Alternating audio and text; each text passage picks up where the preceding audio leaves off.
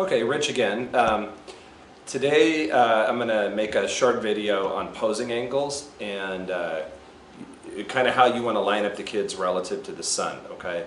There is some information on this in our photographer's manual, but generally speaking, you don't want to backlight your pictures. You don't want the sun behind the kids, okay?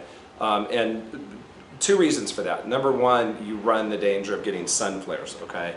Anytime the sun hits your lens, forget it. If the sun is hitting your lens, you'll get sun flares, okay? So if the sun is in front of you, or behind the kids, sorry, and you're shooting towards the, towards the background, if the sun can hit the lens, very good chance that you're going to get sun flares. And I've seen many photos destroyed by sun flares. That's just a reflection that comes in the lens, and it lands somewhere on the image, Sometimes we can fix it, but sometimes it'll be on the kid's face and you can't really fix that, okay? So you have to pay attention during the day to where the sun is going. Lens shades are good, but even with lens shades, if the sun is directly behind the kids coming at you, you're still going to get a flare, okay? So always pay attention to that throughout the day. And the other thing that happens with sun flares is if the sun is behind the kids or you're backlighting the kids, the grass is almost always yellow, not green. It's just the way that the light works, and it's just going to be yellow, and sometimes you get complaints about that. And the background's almost always going to be overexposed. So the way to test that is just where the shadow is. If the shadow's to the side of the kids, you're not backlighting. If the shadow's in front of the kids, you're backlighting, okay? So, and you have to be careful on overcast days. Sometimes you get the sun popping in and out. So backlighting, if you can avoid it, is a no-no.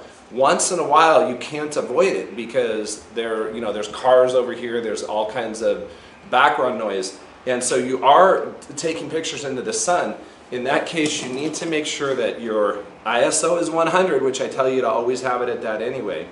You want to be at a high f-stop, f11, 200th of a second. If your camera syncs at 250th, go to 250th.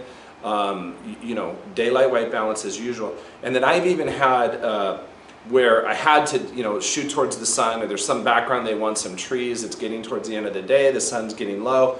I'll even have somebody hold a cardboard, something up, and as long as you see shadow over your lens, you're not going to get sun flares. If somebody's shading your lens, obviously they don't want that, whatever you're using to shade the lens, to be in the picture. But sometimes they'll even be standing over here, and shadowing your lens. You won't get a flare, but you also need to make sure that you're not overexposing the picture, okay? So sun flares are something you want to avoid. Generally speaking, take pictures at an angle where the shadow's either to the side of the kid or behind the kids, okay? So, so that's it on that, and then we'll get into some posing angles, okay? So keeping in mind that you don't want to backlight the kids. Another problem is a lot of times that the direction that you want to shoot, or you might not have good options. Here's some trash cans, and playground over here, and over here is a picnic going on, and I understand all of that.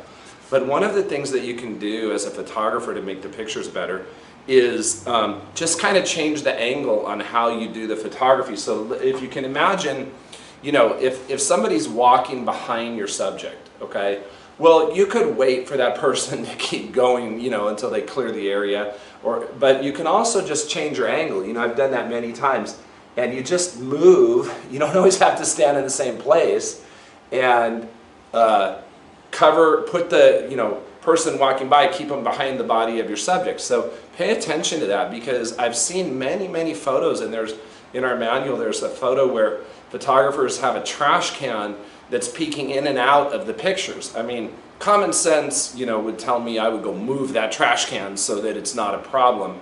But if it's something that's immovable, like a playground set or something that you can't move, you can just vary the angle on your subject, down low, up high, but don't, in extreme circumstances, even have the child do the kneeling pose and shoot down on them into the grass.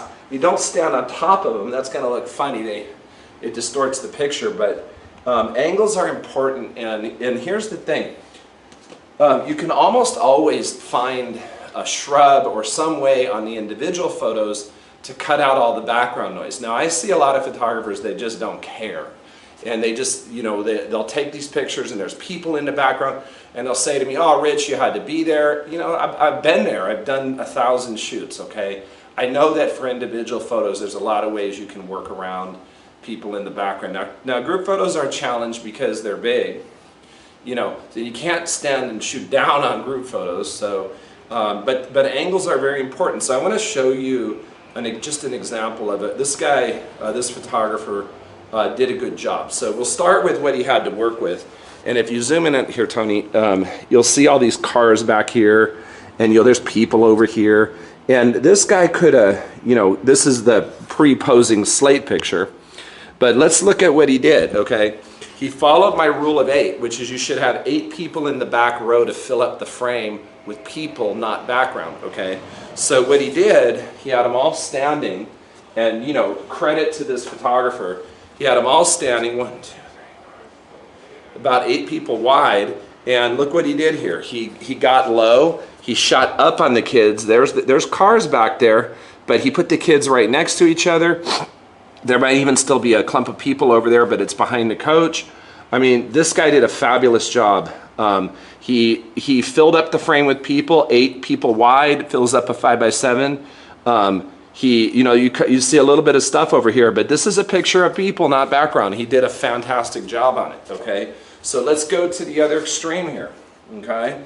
Remember, tallest 8 in the back row, okay? That's one of the ways you cover, you know, you want your group photos to be people, not background, okay? So let's go to the other extreme here. Let me show you one real quick. This one here, good job. I mean, but over here, if you zoom in, there's a piece of trash on the ground there. Why is that in the picture? I mean, I would have moved it personally, but if this photographer had followed my rule of 8 and gone 8 people wide, okay, move the coach over here, gone 8 wide, none of that would be a problem. So this is a good picture. It's just not, you know, it bothers me that they left that little piece of trash there. You know, that was in every picture all day long for some reason. Either they didn't notice it or they didn't care. 2 ways to do things here. Move it, but also they could have gone 8 wide. You can see, if you go, this is only 1, 2, 3, this is 5 wide. We have a lot more background in this picture than we need to. We take pictures of people, not trees, okay? So get rid of that one. So now here's one that's just, you know, wrong all you know, all kinds of ways, okay? This picture could have been so much better. This photographer has the tall kids in the front row, the short kids in the back row, and they're only 4 wide. They didn't follow my rule of 8.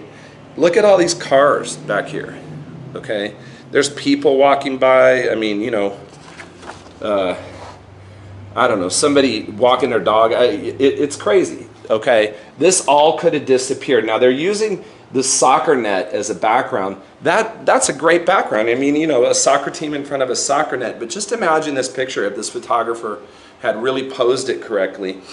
8 coach over here, 8 tall, you know, 7 tallest kids across, the other couple kids kneeling with the soccer ball in front, got low angle, shot up. Oh my gosh, it could have been a great picture. This was just, you know, somebody that didn't get the memo on posing. And I see these pictures in the lab and I hate to see this because, you know, I know that this league was going to complain about, you know, all these cars and stuff, and it's so unnecessary. This is just a posing issue, you know. And if I would talk to the photographer, they would say, "Well, there were all these cars. I didn't, you know. What do you want me to do, Rich?" Well, I just told you. 8 tallest in the back row, get a low angle, shoot up. It was not necessary to have all this garbage in the background here. Okay, so I, you know, I hope that you guys pay attention to the angles when you shoot. You can move around a little bit. You have a little bit of latitude. We do some cropping in the lab. We probably crop this in a little bit, but I can't get rid of these cars. They're right next to the kids, you know. Photoshop, yeah, we can do Photoshop. We don't like to do Photoshop, okay? All right, thank you.